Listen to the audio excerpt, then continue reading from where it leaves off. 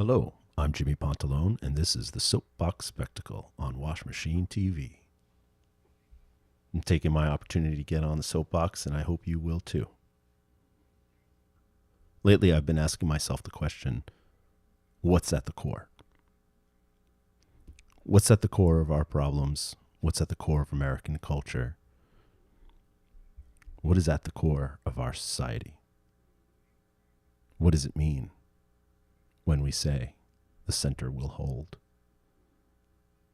Because I'm getting on here to say the stress test is over. The old narrative, the Constitution is amendable and self-correcting, has proven to be false.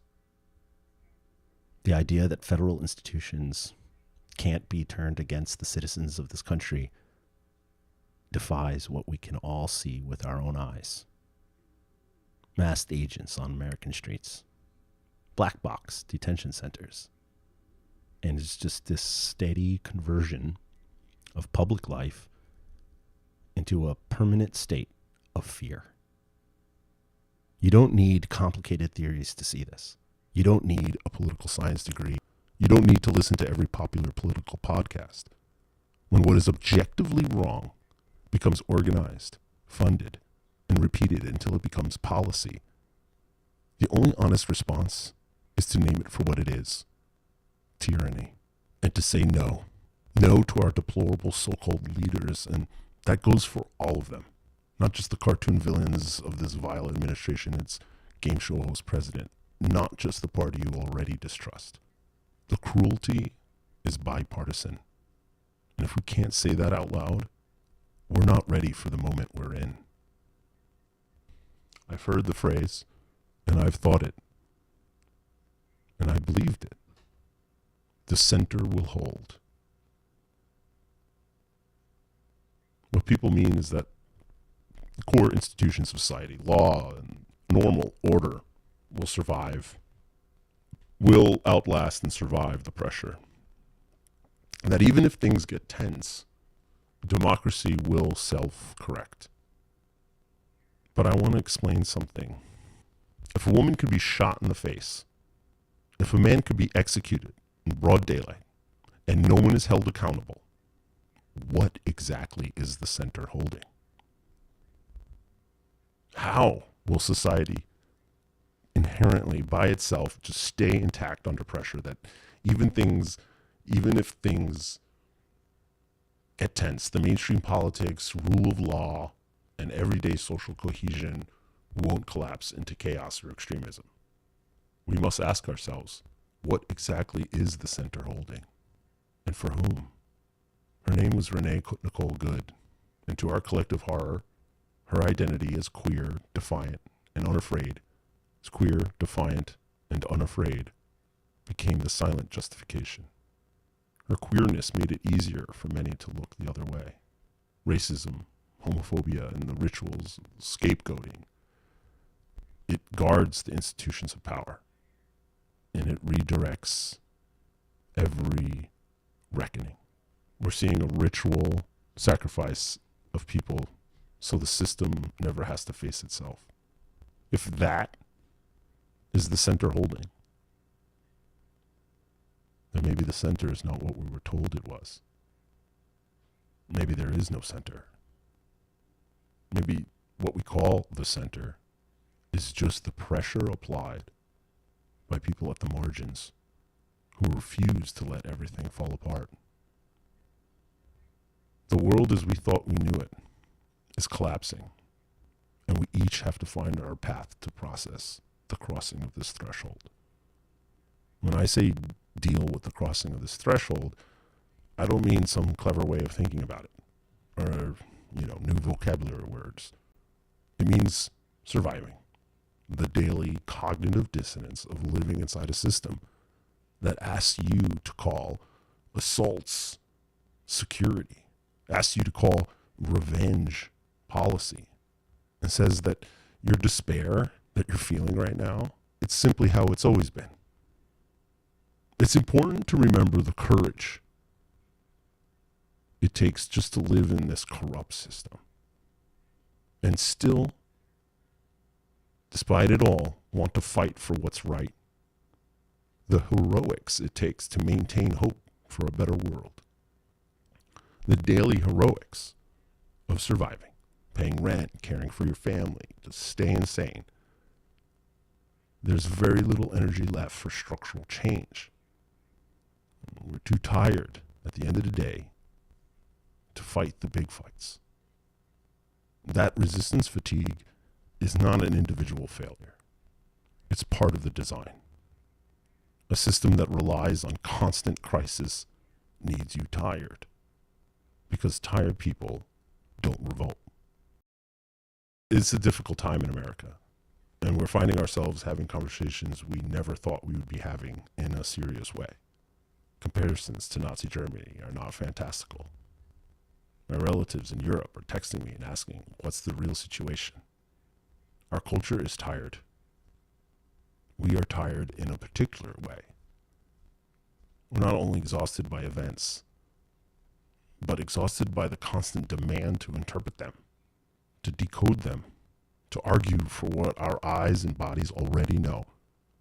We're told, trust the system, while the system stampedes right over us. And in that exhausted atmosphere, old myths get recycled as common sense, especially myths about freedom, about immigrants, and about law enforcement. For decades, I remember hearing this refrain. It's the most common gun advocate story told as justification for Second Amendment, which has always been a prophecy of sorts. And it goes something like this. One day, a corrupt fascist government might invade your home, and you will need to defend yourself. And that is why you have the right to bear arms. It's this fable about defense and a story where the armed citizen is the last barrier between ordinary life and state tyranny.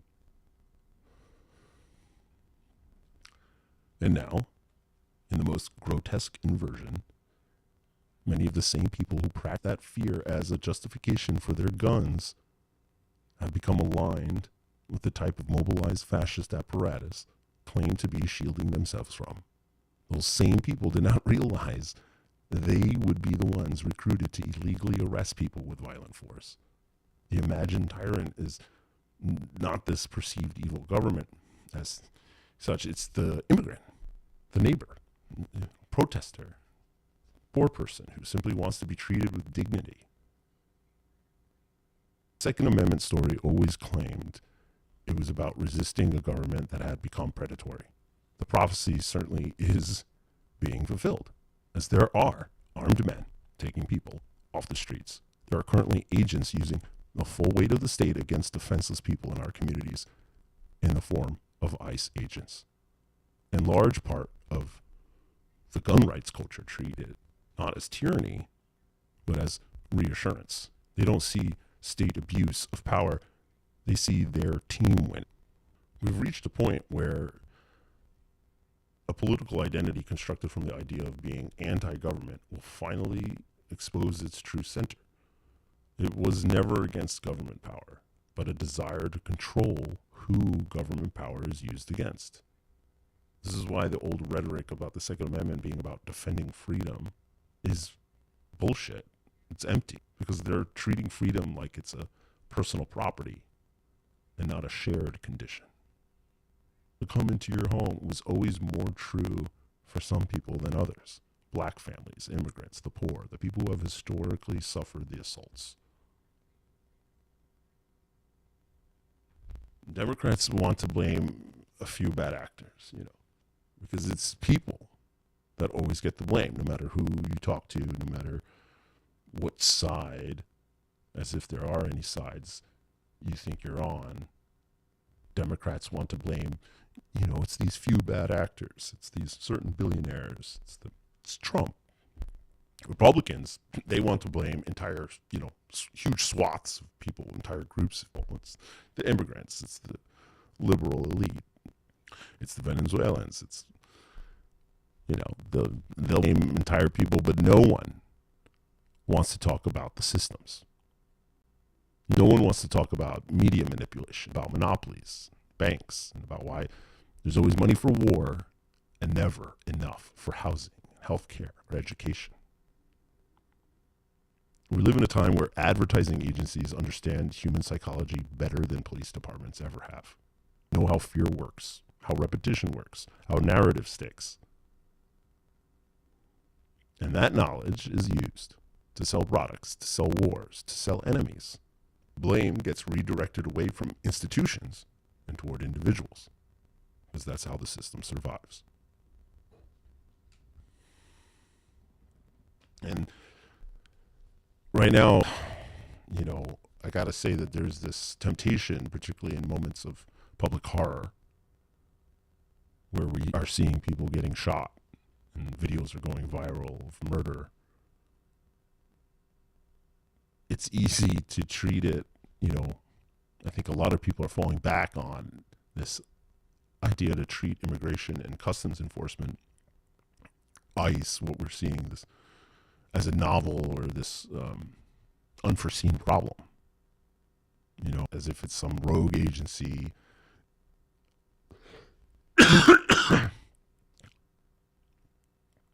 As if ICE, as if immigration and customs enforcement, as though it is a rogue agency and especially grim offshoot of a policing system we already live under.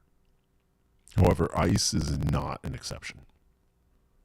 It is American policing in its distilled essence. A regime that expands coercive power will, by design, produce coercive outcomes. This is the underlying logic. ICE represents American policing stripped of its civic costume and reduced to its essential functions: domination and punishment. In 2003, as part of a sweeping federal reorganization under the newly created Department of Homeland Security, ICE was born from increasing militarization of domestic policing following September 11, 2001. It was a tool of state enforcement. Through federal grant programs, local police departments became recipients of military-grade equipment and military ideology, fundamentally altering the relationship between civil society and law enforcement. It all goes back to the Patriot Act and post 9/11 2001 and how we militarized the police. Between 2001 and 2020, the states received $50 billion in federal grants to purchase military-grade equipment. And when a society is in the apparatus of war, it acquires not only artillery, we don't just get the material, but we also obtain a worldview. It trains institutions to perceive the public as a potential threat, normalizes escalation, and interprets it as readiness. This is how militarization becomes embedded in everyday life. So, like in Fargo, North Dakota, and I bring it up because it's one of the statistically safest cities in the United States, police patrols were outfitted with military-style assault rifles. Right? And it's not because Fargo required such weaponry, but because once the equipment pipeline opens, the gear arrives first, and the justification follows later. And now that domestic machinery is built, it needs a workforce and a spectacle. Reports on ICE and this current expansion, it reads like wartime recruit type push. It's like mass hiring campaign. And they went to gun shows, UFC events, NASCAR races.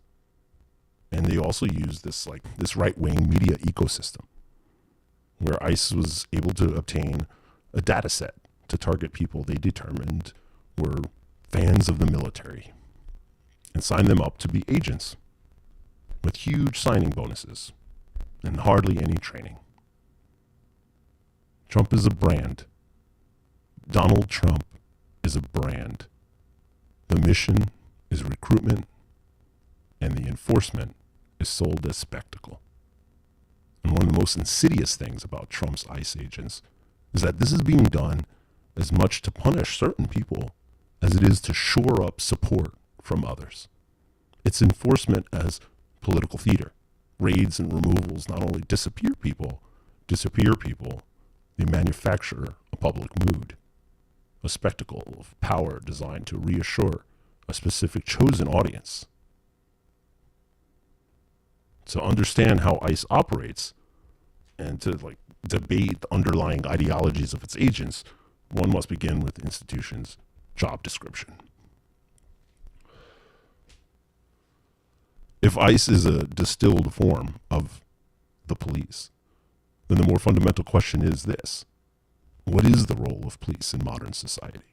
And if it is relatively uncontroversial to argue that ICE ought to be abolished, and this raises an even more profound question: should the broader institution of policing, in its current form, also be subject to abolition? Modern police forces emerge historically alongside capitalist development, as specialized systems for managing labor unrest, dissent, rebellion.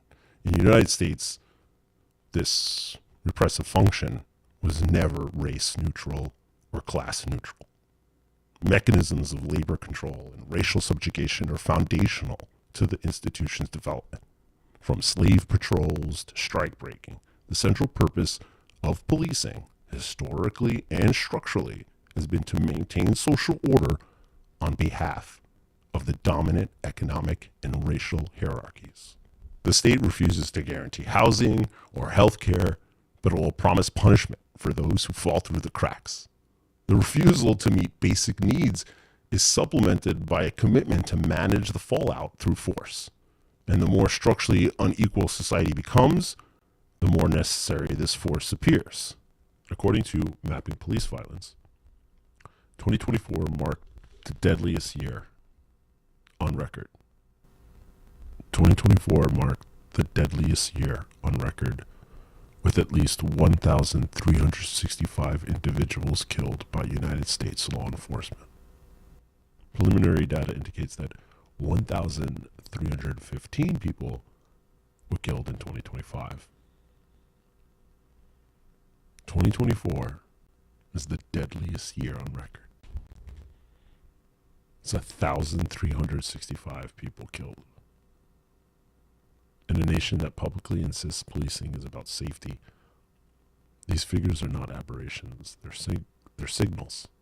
They indicate the scope of what the institution is permitted to do openly and repeatedly to sustain the existing social order. This is not a malfunction. It is a feature of a system authorized to escalate. It is the feature of a system authorized to escalate more quickly than it is permitted to exercise care.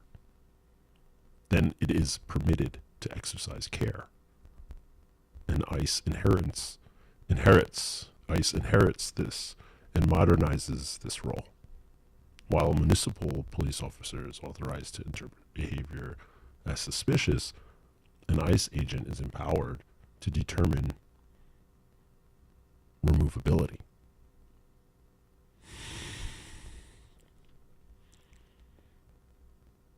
The logic of intervention is not centered on public safety, but on social extraction. And this extraction is not metaphorical. In the first 10 days of January 2026, 4 individuals died in ICE custody. Multiple outlets have reported that 2025 was the deadliest year in ICE detention in over 2 decades. These are not isolated incidents or the result of a few dysfunctional facilities. They are evidence of a system operating as designed, treating people as security threats and not humans with rights. That's where the immigration narrative matters. Not because immigrants are the problem, but because immigrants are the scapegoat that keeps the system from being named. The empirical evidence is clear. Undocumented immigrants are not responsible for violent crime, not at higher rates than native-born citizens. In many cases, they commit crimes at significantly lower rates than native-born citizens. And this holds up statistically across the nation. And in Texas, where immigration status is actually tracked, and in New York, where immigration rose as crime rates fell. Panic consistently outruns evidence. So why is the myth so durable? Because the myth is useful. Because the myth is useful. It converts structural anxiety into a human target. Migration does not occur in a vacuum. People do not flee their homes for no reason. They flee poverty, violence, and climate collapse, conditions the U.S. helped create through coups, economic destabilization, and a century of corporate extraction across Central and South America. But telling that story would require a painful confession that what looks like chaos is often the system working as designed. And the other justification we're given for these practices is economic. Repeated claims such as the assertion that undocumented immigrants who commit no crimes must be deported because they strain healthcare systems and take jobs are rhetorically effective but empirically false. The United States does not offer universally free healthcare in the manner these talking points suggest. Moreover, the narrative of job theft distracts from the precarious structure of the labor market. If employment can be displaced so easily, the issue lies not with the immigrant, but with an economic order that renders workers disposable, health benefits optional, and stability a privilege. The scapegoating narrative functions to deflect public anger away from those who design and benefit from exploitative economic arrangements and toward vulnerable populations. These stories aren't about truth. They're about redirecting blame away from the people and systems profiting from inequality and toward those just struggling to survive. President Trump, in characteristically reductionist and inflammatory terms, made this point explicit. Donald Trump, in characteristically reductionist and inflammatory terms, made this point explicit. Deportation as a solution to economic hardship is largely symbolic. It serves not to resolve the complexities of immigration or border security, but to discipline the public. It serves to discipline the public, channel resentment, and affirm state power. Force and punishment fill the void where housing and healthcare and education should be. The resulting damage is then rationalized as the cost of freedom. If we really wanted to solve migration as a human problem, we would be talking about it rebuilding conditions for dignity. America would allow Central and South American countries to enrich themselves off their own resources, not expand the machinery of refugees. Political leaders frequently claim that the problem is the people and not the system. They assert that the problem is a handful of bad agents, corrupt leaders, or exploitative billionaires. And while such individuals do exist, that's precisely the point we're making. A society with institutional integrity would construct systems designed to prevent corrupt or violent actors from gaining power easily. Yet the current system appears to do the opposite. It creates channels for corrupt leaders, normalizes their worldview, and protects the institutions they control. When predictable harm occurs, the public is asked to treat it as an exception rather than as a product of the system's design. In the 1967 film Cool Hand Luke, there is a moment when the prison warden is escorting Luke to solitary confinement, and he attempts to soften the blow with the phrase, "I'm just doing my job." And Luke responds, "Calling it your job don't make it right." This exchange encapsulates how oppression reproduces itself. but it doesn't mean the rest of us should tolerate it. Accountability is essential, and police officers must face consequences when they break the law. However, the issue is not merely a matter of distinguishing between good cops and bad cops. Rather, it is crucial to address the structural roots of the problem by focusing not on individual names, but on the institutional power represented by the badge. Those who join the police force, who take an oath to serve the public, can also be understood, in some cases, as victims of a system that entraps them. Many enter the police academy with a desire to help their communities, only to find themselves upholding a system that perpetuates injustice. This contradiction, it reveals how capitalism can absorb in well-intentioned individuals, placing them in roles that ultimately serve interests contrary to the very communities they hope to empower. Focusing solely on individual guilt is also how the system survives. A few careers are sacrificed, a new training is introduced, or a new camera is installed, and yet the core functions remain unchanged. Police reform so often fails to reduce state violence. Instead, it frequently results in extended budgets, expanded technology, expanded jurisdiction, all of which are then marketed as accountability. These reforms add layers of procedure and redefine them as progress while leaving the power structure untouched. If we don't have police, if we don't reform the police, and we abolish the police, what alternative do we have? The answer is already visible. Most harm is managed. Most harm not managed by police, but by families, neighbors, coworkers, informal community structures. People intervene, de-escalate, they support and protect one another without legal authority or having officials present. Police typically arrive after harm has occurred, often escalate situations that could have been managed through nonviolent means. Many individuals hesitate to call law enforcement at all, having learned through experience that such calls can convert a problem into a catastrophe.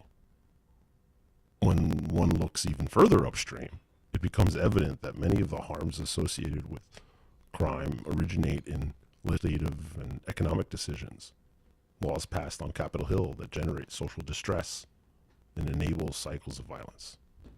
The police are then used to enforce the very consequences those laws create, retroactively validating their own necessity. Communities frequently endure harm and resolve it on their own, with no satisfying resolution provided by law enforcement. The argument is not that assistance is never needed, of course, but that the badge is not the core of public safety. Empirical evidence shows that safety is more often local, relational, and cultivated long before a siren heard. Historical precedent confirms this. During uprisings and labor strikes, natural disasters, communities have formed ad hoc systems, care and coordination out of necessity. These moments are not utopias. They reveal a critical insight. Policing is not a metaphysical necessity. It is a political choice. And that choice should be subject to democratic scrutiny. To rebuild, rather than reform, begins with the refusal to treat armed forces as the default response to social problems. It requires the reallocation of resources, housing, healthcare, education, and the basic infrastructure of dignity. These are the institutions that prevent instability from erupting into chaos. And it also requires acknowledging the embedded gaps in American governance. This lack full understanding of the laws they enforce. Courts are disconnected from the communities they judge. The elite class who write the laws do not obey the law, and they all remain insulated from the citizens most affected by their decisions. Abolition is not just like removing harmful institutions. It is a strategy for constructing alternative systems of safety that do not rely on cages, raids, or funerals to function. To believe that ICE can be reformed is to misunderstand its fundamental purpose. And this recognition leads to a deeper question. What kind of economic system requires this level of violence?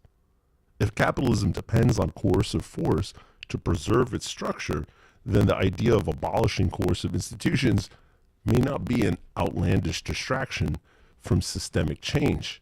It may, in fact, be the first necessary step. ICE doesn't only help us see our law enforcement more clearly, it should also force us to look at our military more clearly. The methods used to discipline migrants at home mirror the methods the United States has used abroad for decades, from Iraq to Afghanistan to Central America, where entire populations were forced to live inside Washington's definitions of order. The shock is not that America is the face of global aggression. It's that this face is now like turned inward and not just toward the usual targets of police violence, black people and immigrants and the poor, those who always knew this type of state-condoned violence was simply a matter of time. What so many once believed was confined to the shadows or to films about fascism and war, now unfolds in broad daylight on American soil. When the United States can launch a military operation to seize a foreign head of state and justify it openly as law enforcement, and for the purposes of leveraging oil, you see the same game plan at work as what ICE is doing. Force instead of diplomacy, extraction instead of policy. At the core of modern American society is violence, not as an accident, not as the result of a few bad actors, but as a governing instrument. And if we don't confront that, we'll keep mistaking systems for causes. We'll keep asking how individual agencies went wrong instead of asking why coercion remains the default language of the system itself. A capitalist society that concentrates wealth upward needs a coercive arm to manage the downward fallout.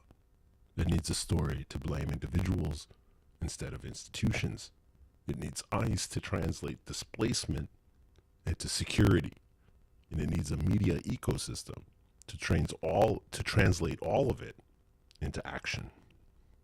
This raises a deeper question that how people were convinced to tolerate tyranny. Many have not tolerated it at all.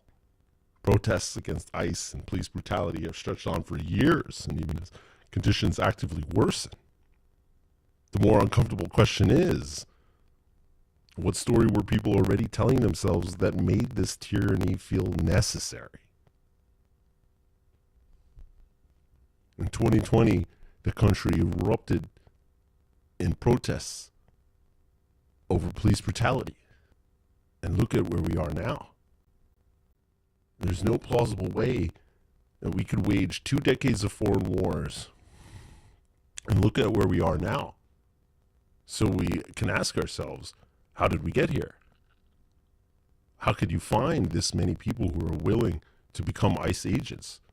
What story were these people already telling themselves that made this tyranny feel necessary? And it's, I feel that there's no plausible way to wage 2 decades of foreign wars across a dozen countries, deregulate gun laws in the face of constant mass shootings, and saturate a culture with violent films and video games simulating war without expecting those forces to manifest themselves at home. When you strip away public broadcasting and defund access to independent, fact-checked information, you create a landscape where people's views on institutions like ICE are shaped by bias and misinformation. We are fed a steady media diet of violence presented to us as competence. From childhood onward, we were fed stories in which force was the only serious response to conflict. Cop shows us that the law is an inconvenience, and violations are justified by our heroes' intentions. War films taught us that morality lives inside the gun barrel. Even when power is portrayed as corrupt, we're invited to empathize with it. This matters because systems don't run themselves. They require people. ICE scales its brutality not only through congressional budgets, but by recruiting from a population already primed to accept violence as necessity.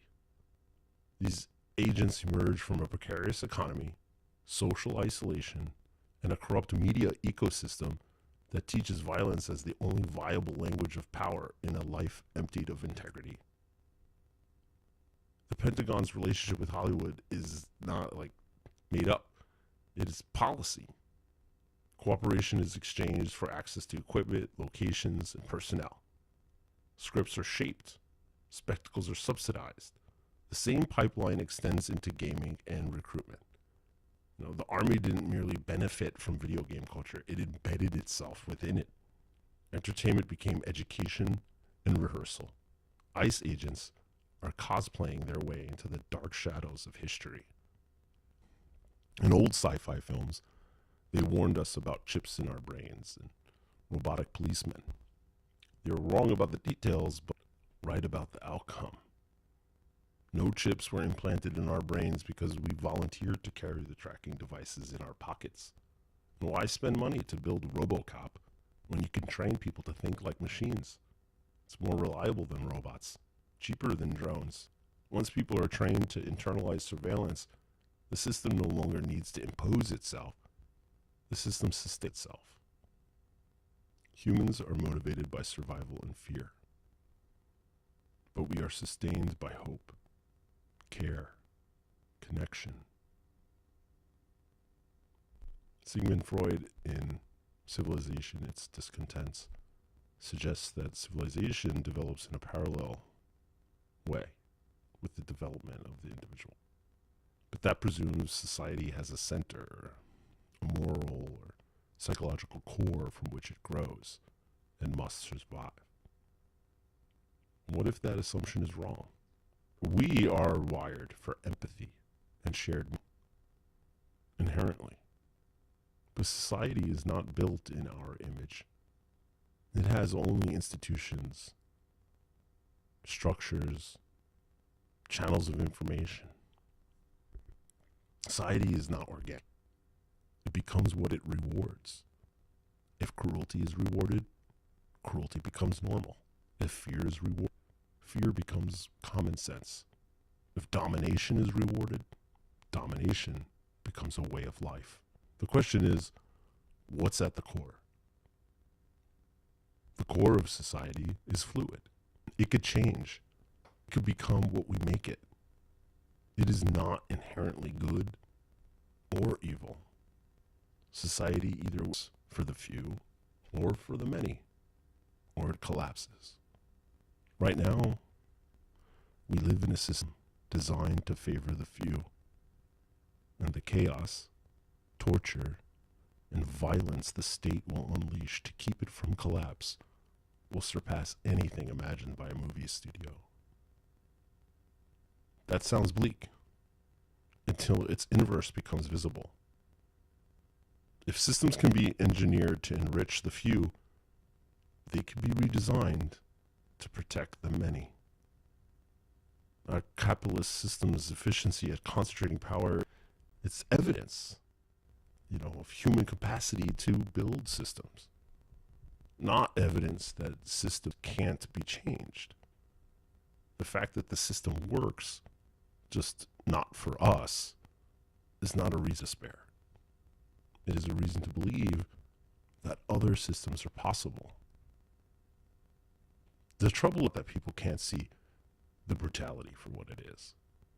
The trouble is a culture that teaches apathy, then sells it back as sophistication in a media frenzy engineered to produce mistrust in each other, mistrust in institutions, And finally, mistrust in our own moral instincts, so that when the boot comes down, we argue about whether it was legal instead of whether it was right. In the middle of all this orchestrated chaos, how do we find equanimity? How do we maintain hope? There's a Bjork song where she sings, "Hope is a muscle." And hope isn't a feeling you wait around for. It's something you need to exercise, something you practice until it can carry it. This is where hope enters, not as a sentiment, but as practice. Our strength builds with the conversations we're still allowed to have, if we're brave enough to hold them. We can't rebuild anything if we cannot speak with each other. And we speak if every conversation is a battlefield, if every disagreement is framed as a threat. Do I believe the police should be abolished tomorrow? No. But I believe abolition debates matter because they get us to pose honest questions. What are police for? What actually prevents harm? We must ask ourselves in times like these, what false beliefs are we still holding on to? What conversations are we avoiding, and why? So lately I've just been trying to remind myself to exercise my hope. My hope that we end this mess, and on the other side of it, we continue to fight for and find a better future. In the practice of hope, I'm going to post regular pieces here to give voice to the voiceless and to bring conflicting views into the same room, hopefully long enough to actually talk. The plan is to make a place where all this uncertainty can be shared without fear, where together people can argue, learn, and imagine what another world can look like. Hope is not oak. It is the fragile shell of the egg. It is the thin layer holding it all together. There is no solid center holding society in place. The weight is carried by those at the margins, the exploited, the dispossessed, the ones who believe in a better future for all. There is no center that will save us. There is only what we build, defend, and practice together. If violence is at the core of the system, then we must stop acting shocked when coercion is its response. We must stop allowing propaganda to replace experience and fear to replace solidarity. We must do the one thing authoritarian capitalism fears most. Just speak plainly. Outside of the approved scripts, long enough for you and I to become a we. Because that is what's at the core of every revolution worth the name. This has been Soapbox Spectacle. I'm Jimmy Pantalone for Wash Machine TV. Good night. The prison warden is escorting Luke to solitary confinement, and he attempts to soften the blow with the phrase, "I'm just doing my job." And Luke responds, "Calling it your job don't make it right." This exchange encapsulates how oppression reproduces itself, but it doesn't mean the rest of us should tolerate it. Accountability is essential, and police officers must face consequences when they break the law. However, the issue is not merely a matter of distinguishing between good cops and bad cops. Rather, it is crucial to address the structural roots of the problem by focusing not on individual names, but on the institutional power represented by the badge. Those who join the police force, take an oath to serve the public, can also be understood, in some cases, as victims of a system that entraps them. Many enter the police academy with a desire to help their communities, only to find themselves upholding a system that perpetuates injustice. This contradiction, it reveals how capitalism can absorb even well-intentioned individuals, placing them in roles that ultimately serve interests contrary to the very communities they hope to empower. Focusing solely on individual guilt is also how the system survives. A few careers are sacrificed, a new training is introduced, or a new camera is installed, and yet the core functions remain unchanged. This is why police reform so often fails to reduce state violence. Instead, it frequently results in expanded budgets, expanded technology, expanded jurisdiction, all of which are then marketed as accountability. These reforms add layers of procedure and redefine them as progress while leaving the power structure untouched.